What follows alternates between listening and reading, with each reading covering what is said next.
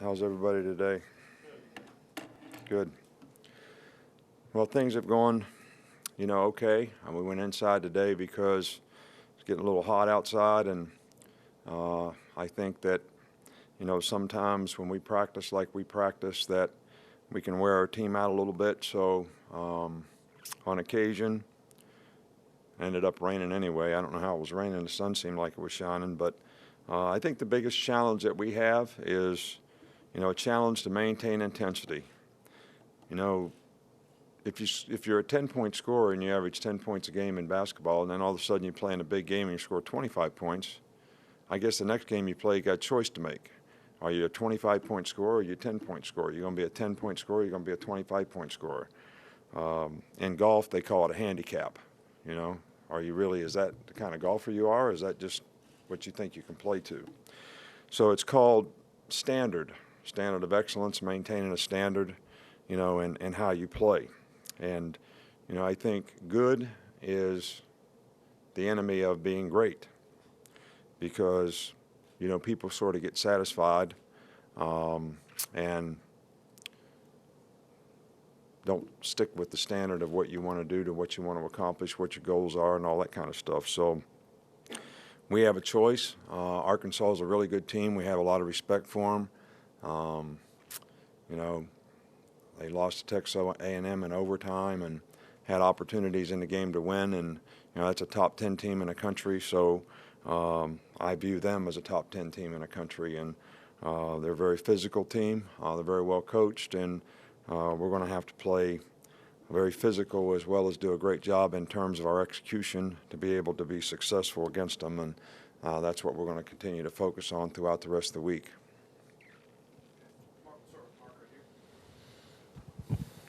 Their quarterback, Brandon Allen, has played a lot of football and brought a lot of balance to their offense. What did you see from him? Well, he's a very good player. He's a good passer. He's accurate. He makes good decisions.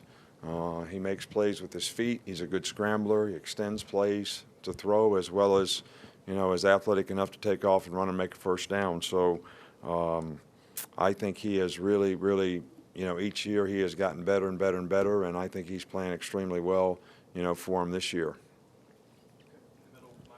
Have you been an advocate of adding an extra assistant coach to on-field duties so you can have a specific special teams coach? No doubt. I'd love it. I think it'd be great. I think that having a 10th coach so that you could have 9 assistants and a special teams coach would be a real asset to the players and to the staff. So, hopefully someday that, we'll be able to do that. I like the idea of having 4 GAs, so sometimes when we add something, we think we got to subtract something else, but I wouldn't be for that because it creates a lot of young opportunities for young people to sort of be able to develop in the business. I probably would have never been a coach if I wasn't asked to be a graduate assistant by Don James at Kent State, after my senior year. I had no intentions of being a coach, and he asked me to stick around. Terry had another year of school, so, I did. I'd have never got an opportunity, so I don't think that's much cost savings relative to the big picture. Coach, sometimes you talk about having to grind out a game. Last year's Arkansas game certainly was like that. And is that style of play just the way you play, or was that where Blake was as a quarterback? What do you?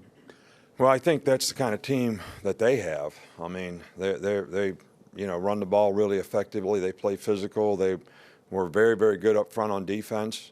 They're still good up front on defense. They're still good on defense. They've got a lot of the 9 starters back on offense, so they got a lot of the same players. Very good offensive line, big physical guys. So that's the kind of game that you have to play. They don't make a lot of mistakes. They don't turn the ball over a lot. And you got to be able to, possess the ball against them in terms of, I think they only give up like 3 yards a carry or something rushing. I mean, they do a really good job, or that's what they've done in the last couple games. So, it's a tough game. It's going to be a tough physical game.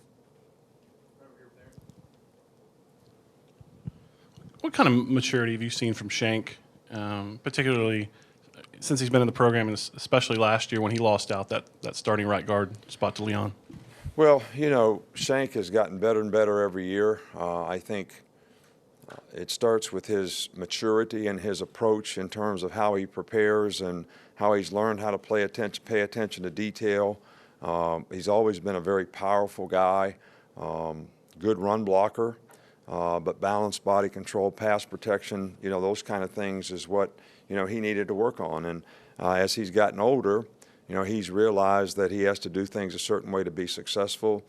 He's certainly matured as a competitor, very physical, loves to play, and he's done a really nice job for us so far this year. Nick, two questions. Actually, the first one is a guard-related question also. So Ross Piersbacher, during the course of the season, I realized the other day that hasn't really stuck out that much from my perspective, which is probably a good thing as far as an offensive lineman. Just how has he played during the first 5 games? You mean you really watch the offensive line? I tried to You as don't much watch as the possible. ball like everybody else? Just look at the ball all the time, see where the ball goes? You really watch the offensive line. No, I said he hasn't stuck out. I So mean, I obviously know I'm not lots of watching the coaches that offensive line can't enough. watch the offensive line. If you ask them to watch the offensive line, they can't because they look at the ball all the time. Everybody that watches the game looks at the ball all the time. So now we're evaluating the right guard. He's done a nice job for us. He's a young player. He's, blocks well. He's probably been, he and the center have probably been the two most consistent guys in terms of doing what they're supposed to do.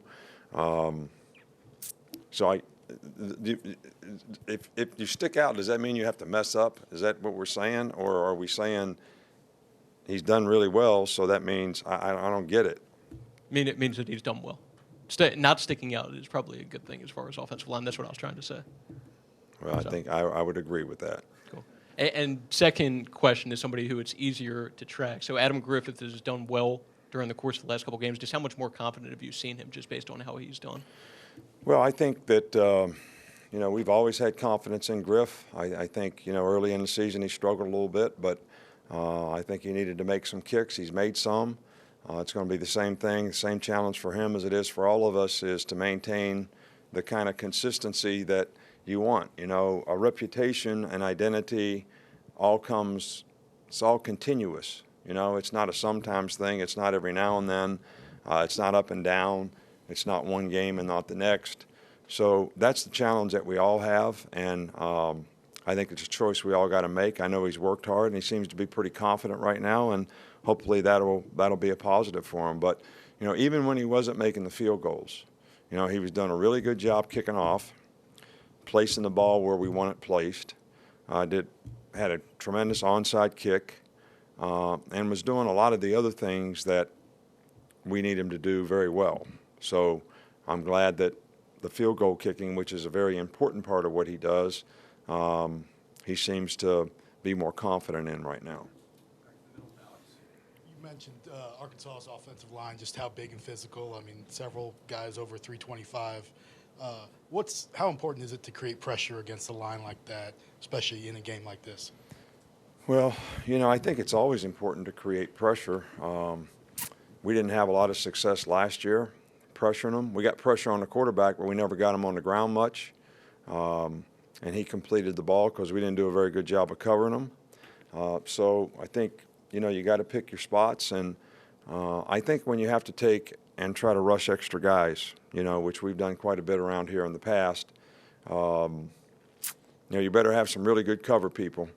And, with schemes that people have now running crossing routes and pick routes and things like that, it's very difficult playing cat coverage against somebody. So, it's always important to be able to affect the quarterback with 4 guys rushing. And, they're in 6-man protection a lot. So, it makes it more difficult. And they do a good job. They got a good scheme. They're really well coached, and they do a good job. So they haven't given up a lot. But I think the quarterback has done a good job of getting rid of the ball, as well as extending plays to make plays scrambling, as well as making first downs when things break down for him. His athleticism has really helped them. Nick, O.J. Howard's, I think he said multiple times over preseason how he's kind of trying to work on his blocking skills, and it seemed like that was on display against Georgia. Just kind of what have you seen from his growth in that area, and how does that help, I guess, in another kind of smash mouth game like Arkansas? Well, we need our tight ends to be able to to block. I think, people say, we want to run the ball, we want to run the ball, we want to be a physical team. Well, that's hard to do when you don't have a tight end that can block effectively. I think OJ has improved in that area. I think we need to get more out of our tight ends in terms of that. I think it would help us be more effective. Brandon Green played some tight end, last week, which gives us a big physical guy who also did that last year. And, we're going to continue to do some of those things to try to be able to run the ball effectively. And, but OJ has done a nice job for us. With Arkansas, it's the school's homecoming game. As a coach, what does that mean for you in the program? Well, I think, homecoming is a great tradition that we have a lot of respect for.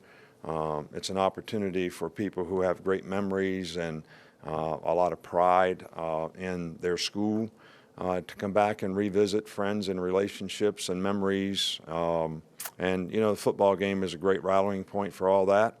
I think, the players sort of understand that it's important to a lot of people, and I'm sure they'd like to play well, because of that. I certainly have a lot of respect for the traditions of homecoming, and a